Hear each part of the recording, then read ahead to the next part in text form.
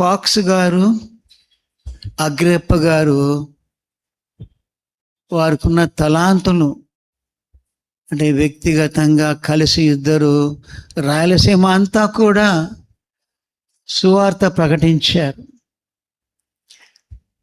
అనంతపూర్లో clock tower దగ్గర కూడా వాళ్ళు ఇద్దరు సువార్త ప్రకటించేవారు.